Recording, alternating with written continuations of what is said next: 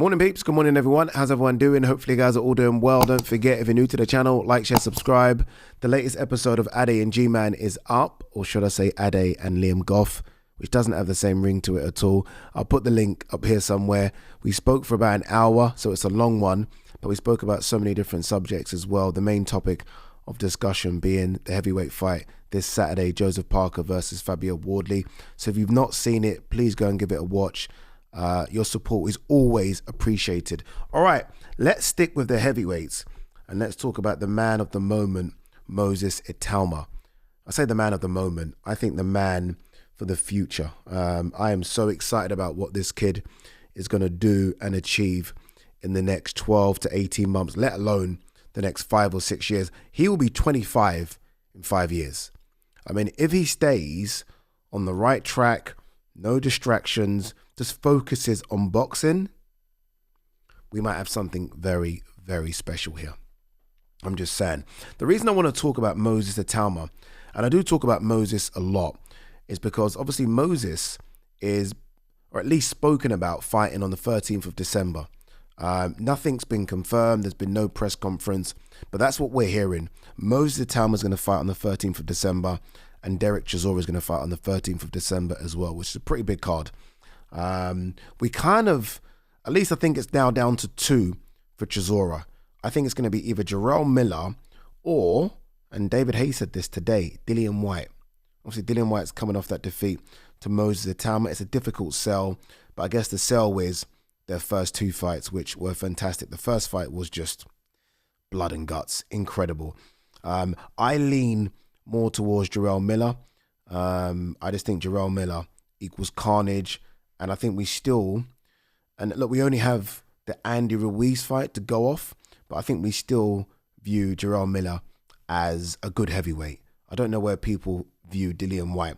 So I'm not mad at that. But look, we'll park that for now. I do want to focus on Moses. The reason being, one of the fighters that I thought Moses was going to fight, like if you told me, Ade, right now, who did you think Moses was going to fight?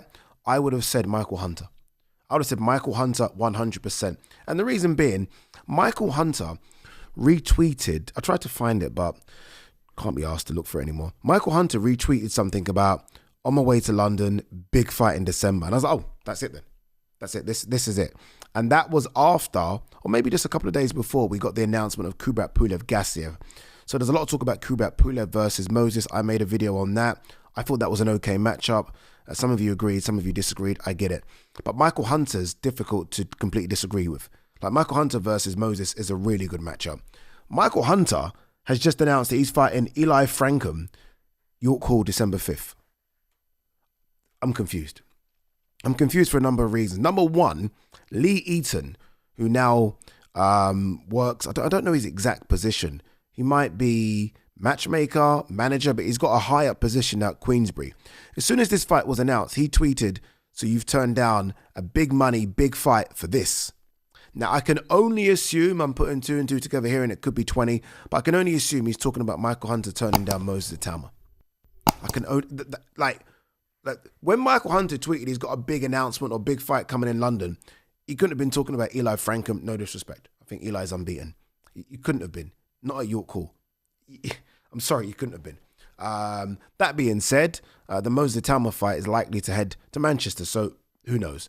But I do sometimes feel like Americans just group London, Manchester, everywhere as London. So yeah, it leads me to kind of wonder, who the hell is Moses fighting? Like the contenders have all been chalked off. There was a lot of talk when we were in Nigeria about David Adeleye. That's now done. Adelaye's fighting in Nigeria. We'll do a video on that. There's a lot of talk about Kubrat Pulev. Kubrat Pulev's fighting Gassiev. There's a lot of talk about Michael Hunter. He's now fighting Eli Frankham. Who's Moses fighting? Don't say Hughie Fury. Don't say Hughie Fury. Let's go through the usual process of elimination. Elimination. Moses Itauma. Remember, it's kind of got to be a big name because Dillian Whyte was a big name. Whether or not you guys thought Dillian Whyte was done, Dillian Whyte was a big name. Moses is a big name. All right, so let's have a look. I'm just going to go through BoxRec and we'll do the usual. It can't be that person. All right, Alexander Usyk. No, obviously not. Agit Kabayel. No. Daniel Dubois. I mean, that's a big fight. It ain't going to be Daniel Dubois.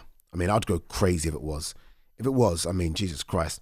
Joseph Parker? No. Lawrence Okoli? No. Fabio Wardley? No. Tyson Fury? No. Murat Gassiev? No. Filip Hrgović? I think we're all in on that, right? Take my money. That's a great matchup. It's a great matchup. They both fought on the same card.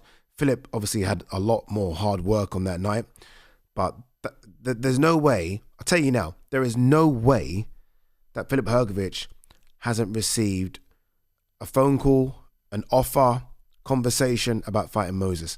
So let's put Filip Hrgović there. Michael Hunter, no. Efe Jagba. Yeah, let's put him there as well. Martin Bakole, no. Richard Torres Jr., no. Prospect versus prospect might be a bit too early. Chisora, no. Richard Riatpour, no. Kubrat Pulev, no. Zhili Zhang. Won't be Zhili Zhang. Jared Anderson. Jalalov, no. Frank Sanchez, no. Justice Hooney, I would have said, I don't mind, but he's fighting. Like, we're kind of struggling out.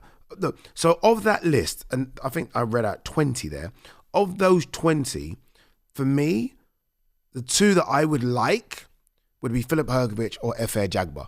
I mean, in dream world, Daniel Dubois, Martin Bakole, but I mean, let's not risk it here. Dream scenario is Filip Hrgović. Like, if that gets announced in the next week, I think we're all happy. We're all very, very happy. Filip Hrgović is no doubt a top 10 heavyweight. No doubt. No. Filip Hrgović is a top 10 heavyweight. And Efe Jagba's floating around that number as well. So I would be happy with those two. But I do wonder if people are pricing themselves out. Because I genuinely believe it was supposed to be Michael Hunter. I genuinely believe. And I do wonder if Michael Hunter's asked for a number, they've said no to that number. He's like, oh, fuck it then. I do wonder. Because that just makes so much sense. Kubrat Pulev, don't rule that one out yet. I know Kubrat Pulev looks like he's going to fight Murat Gassiev, but I do wonder if there'll be some maneuvering to get him off that to fight Moses. Again, guys, sometimes it comes down to that. If Kubrat Pulev's offered, at his stage of his career, less money to fight Gassiev than Moses, he's fighting Moses. Like, I don't think Kubrat's thinking, I need to find a route to a world title. At this stage of his career, 44, it's about who can pay the biggest check. So don't be surprised if that doesn't happen, which was supposed to be a day before, and Kubrat Pulev's on a plane to Manchester fighting Moses Itauma. But even removing that, I would still prefer Filip Hrgović 100 times. 100 times. I think that is a good matchup. So yeah, look, what do you guys make of it? We need an announcement soon, right? 22nd of October, 13th of December. So what's that? 6-7 weeks. Like, something needs to be decided now. Let me know what you think. Peace.